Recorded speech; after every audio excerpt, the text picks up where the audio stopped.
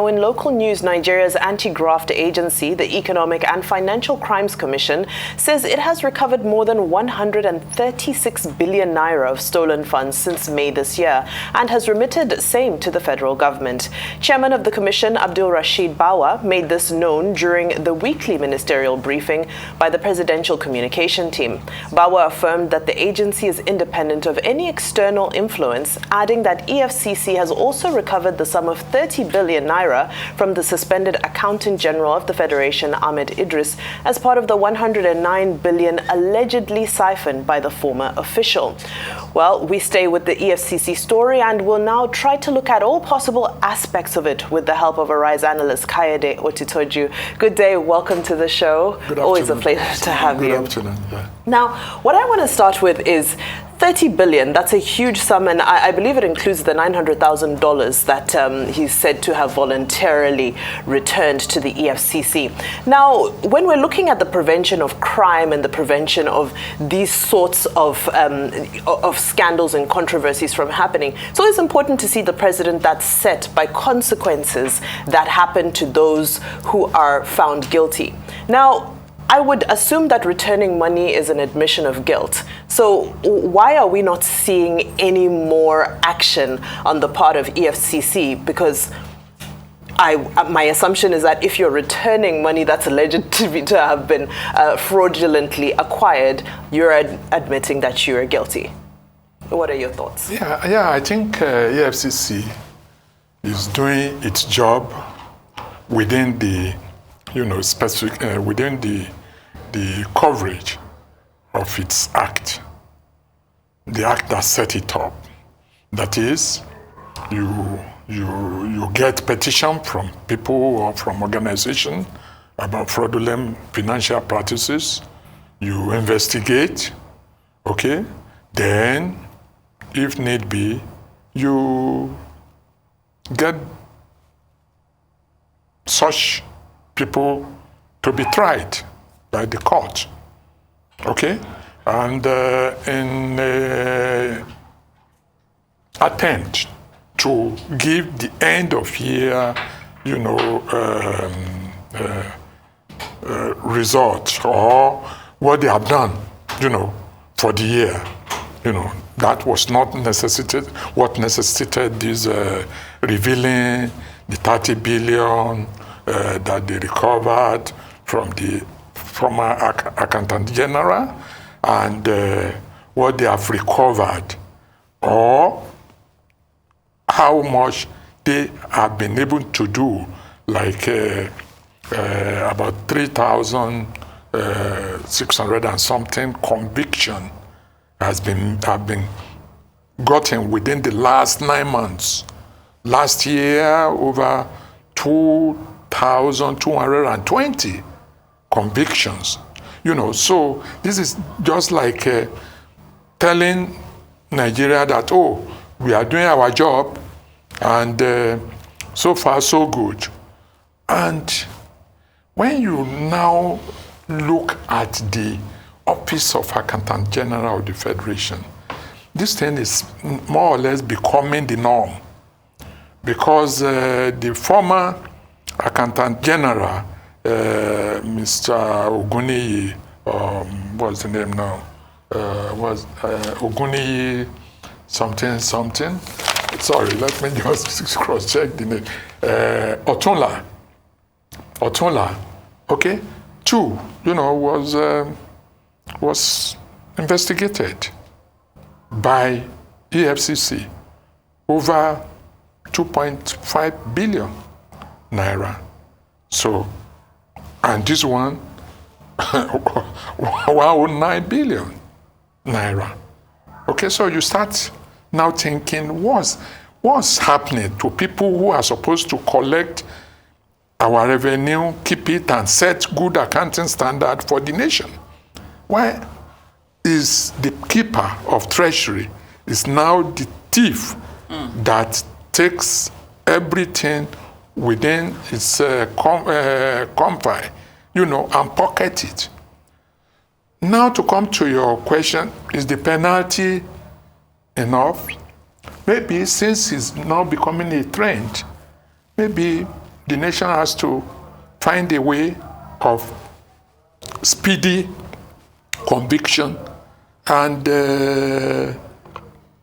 maybe like some other countries where penalty, death penalty, okay, is for such people that, dupe the nation, and maybe it's more or less getting to that level whereby, once you are convicted and the court has done all whatever, maybe that sentence has a detriment. Because even the accountant general that was put there, he too was sacked. But his own was based on maybe he divulged information that, the nation was borrowing money from the treasury single account to pay salary. And so maybe it was not expected to say that. So he was sacked. And another person is there. Okay? So you just see that actually until we have serious penalty for people who loot, our accounts, not only the accountant general, during the last, before 2015, people like Desani, okay, was, investigated, and they got over $115 million from her, and another $115 million is still being investigated, which was allegedly given to INEC for election. I think until we start having what they call it now, not death penalty, but there is a way, capital punishment. Thank you, my sister. Capital punishment. Maybe until we start resorting to it, just as it's been done in Asian countries. Maybe. Because you just see that whenever anybody is put on a very high revenue collecting office or revenue disbursing office, Nigerians start worshiping such person as idol, like idol. Whereas these people are supposed to be servant to the people. If you are MD or post authority, people will start worshiping you as if the money there is your personal money. If it's an NPC, name it. I think we have to reorientate ourselves towards knowing that actually public good is for the public.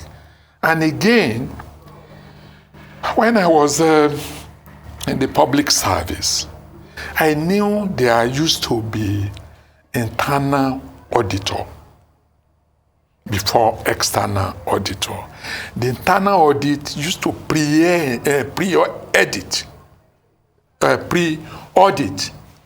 the purchases and all sorts of, before it's sent to account for either payment and whatever. And after that again, there is still auditing how the money was spent. Before you now, at the end of the year, you now bring external auditor. Maybe we have to revert to that, practice that made this type of stealing, difficult then. I'm talking of as far back as between 1980 and 1991, when I was with Post Authority. There was real internal control, and it wasn't possible for you to steal MPA money.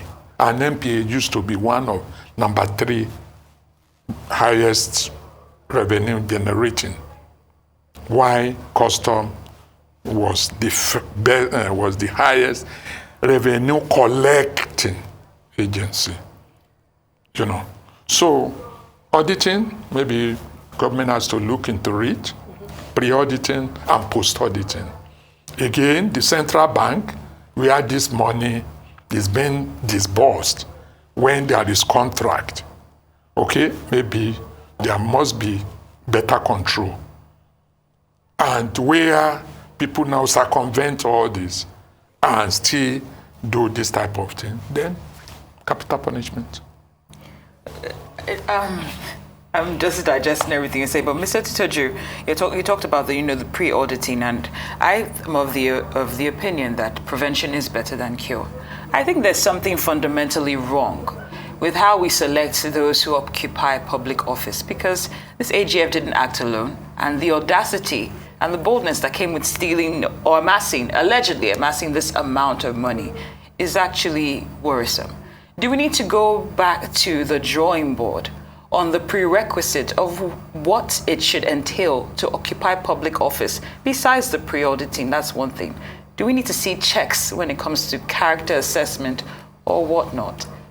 I know, and I'm sure, whoever succeeds the accountant general is someone next in command in that office, which means someone who must have been groomed, okay, to take over.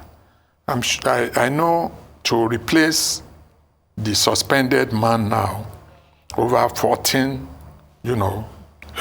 applications had already been secured, and they are screening them. It may not be personality traits alone.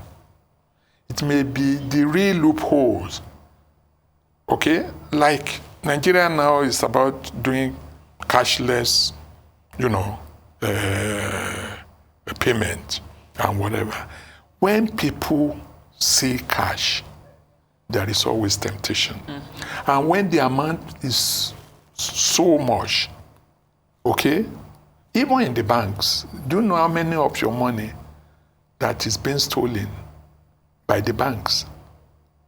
Either the guys in computer section just know that, you are having billion there, and he has a way of taking 0.001%, which you will not notice. Okay? So, the moment we start making transaction online, no cash, is traceable, movement of money is traceable, you can audit it, you will see that some of these things will die down. But the system must be looking to, most especially the Office of Accountant General. And if this is happening to the Office of Accountant General, then if you look deeply, the Office of Auditor General should be culpable. Yeah, because the Office of Auditor General is supposed to police the Office of Accountant General. Yeah.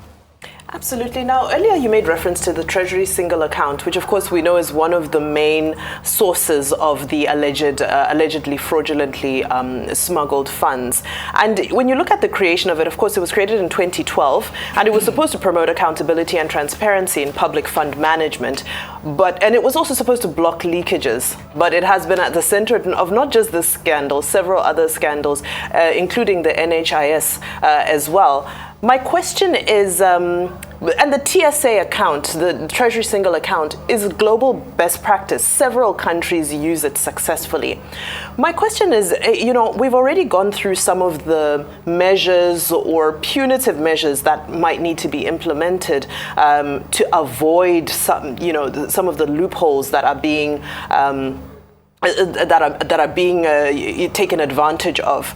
However, sometimes we bring global best practice into an environment where it may not apply. Do you think that this is an opportunity for us to create homegrown solutions and create our own systems that reflect our culture, our intricacies, our nuances as Nigerian people? Because like you said, You've already explained the chain of command and the process of appointment and promotion. And we know that CBN is the gatekeeper when the Treasury single account is concerned. So it means that this is a very big network of people. Commissioners of finance from the oil producing states were also implicated in this scandal. Is there something that we can create on our own as Nigerians that can avert? Because, of course, Nigerians know themselves better than anyone. Very briefly. You see, IMF recommended the TSA. The TSA. And it's working. It's workable. And immediately that thing was put in place in 2015. Over 2 trillion naira of loose fund, it's scattered in various banks, was consolidated into that account. That some people are with DNA, rogue, stealing, doesn't mean that actually the system is wrong. It works elsewhere, it's working. The moment people are caught, there should be consequences. And things should not prevaricate for too long before let them see the true force of the law. Once you do that, once they know there is wrongdoing, there are consequences. It will stop. And again, the upbringing of our children, then the school they go to. There are some moral suasion and moral upbringing that has to be imbibed, not just learning accounting and whatever. I could remember when I was young, when anybody gives me money and I bring it home, they will say, who, where, for what? And because of that, when I grew up, before I take even gift from people, I think twice. So maybe we have to resort to this, and so that people will find at the aim of affairs, not only Accountant General Office in the Ministry of Finance, in parastatals, in ministry, department and agencies, we know that actually there should be, a sort of loyalty to the nation. Very well said, Mr. Kayode Otitoju, Rise News analyst. Thank you so much for joining us on Newsday. We appreciate your time, as always.